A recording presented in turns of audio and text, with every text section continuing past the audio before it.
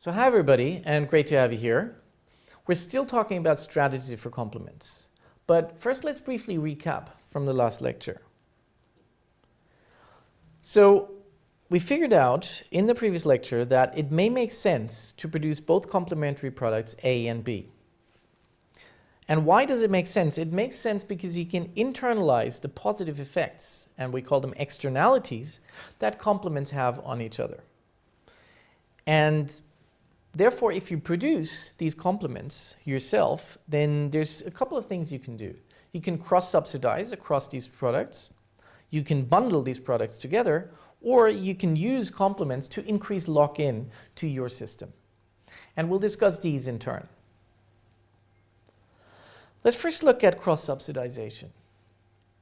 The general idea is, I think, fairly simple. So you have product A that's sold at a small margin or even at a loss, to increase sales of product B, which you sell at high margins. This has the obvious advantage that you can increase your profits through intelligent pricing.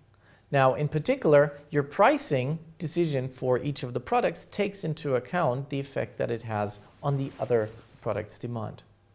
Right? So we know from the previous session that there is negative cross-price elasticity, which means that if you decrease your price for one product, then the demand for the complement is going to go up. Okay? And cross-subsidization takes that into account. There's a risk, however. There's several risks.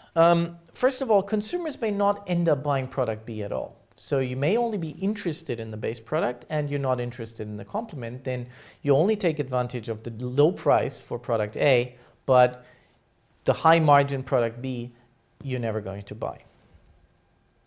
Second, consumers may buy product B, but from another manufacturer, in which case you again take advantage of the fact that product A is cheap, but you're never going to make back, or the firm is never going to make back the low margins they made for product A, because product B is going to be sold by another firm as well. Let's have a look at some examples. Thinking of razors and razor blades. So looking at razors and razor blades, you can see these guys often sold very cheaply or with a couple of extra blades or even given away for free.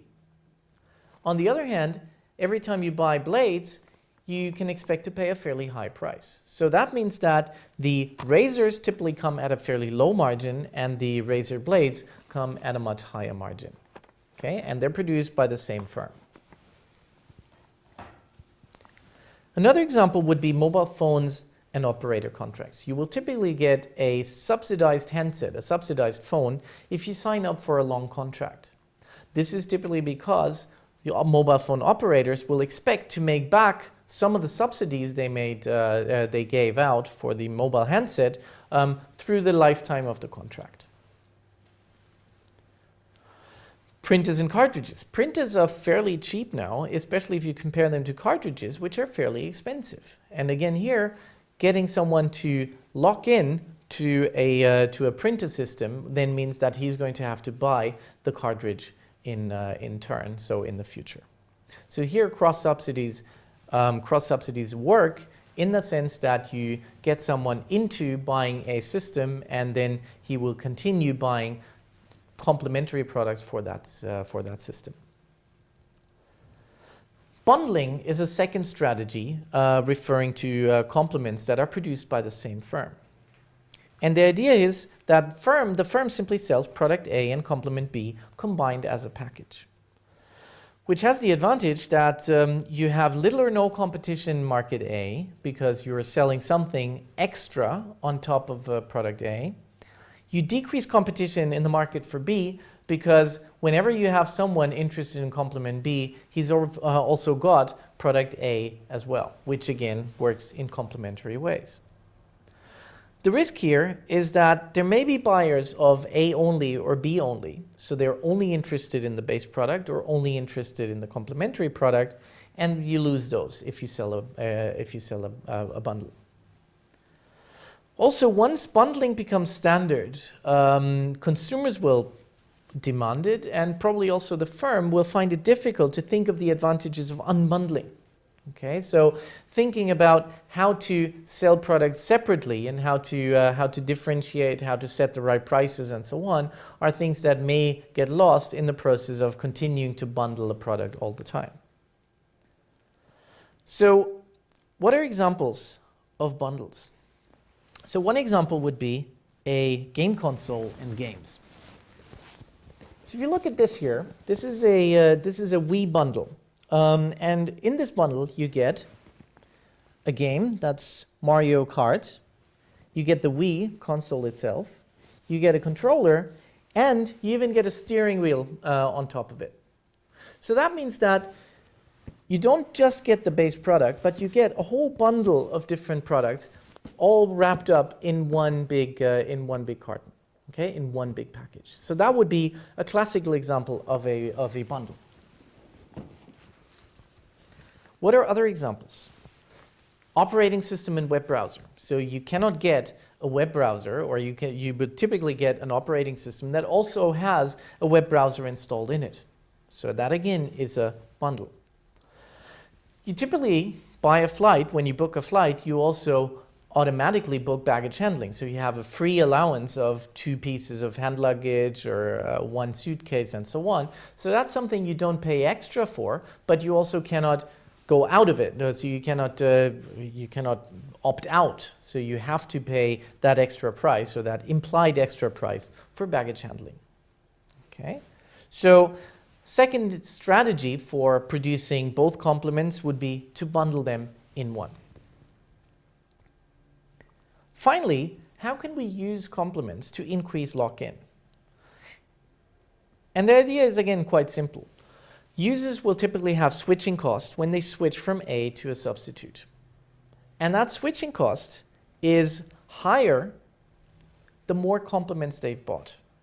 Okay, so that's quite an interesting phenomenon, and we'll see a couple of examples very soon. But the idea is simply that if you get someone to buy lots and lots of complements, then it's going to make it very difficult for that person to switch from the base product A to any other product.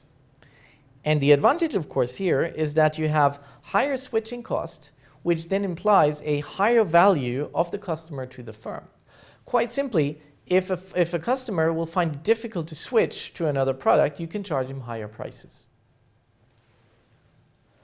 And what would be examples of that? Microsoft Office and Microsoft Windows. If someone's using a lot of Microsoft Windows products, then it's going to make it difficult. It's going to be difficult for him to switch to a different system of Windows or of operating system. Games and video consoles. If you have lots and lots of different games for a particular video console, you're likely to persist with that standard of the console. So let me sum up now from the last 2 videos.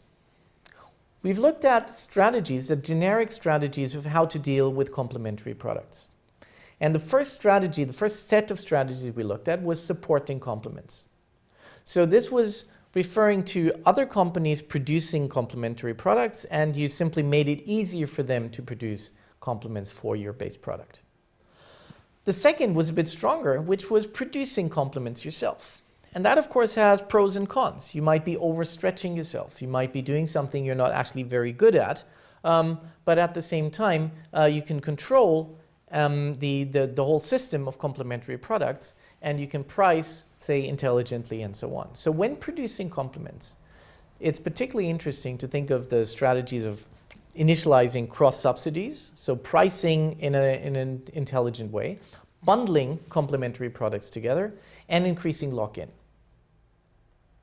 So, but for now, since you're an expert in strategies for complements, I'm sure you will now have an easy time with the following quiz. I'll see you after this, and then we'll talk about how complements can help achieve cooperation among firms. Thanks very much, and I'll see you soon.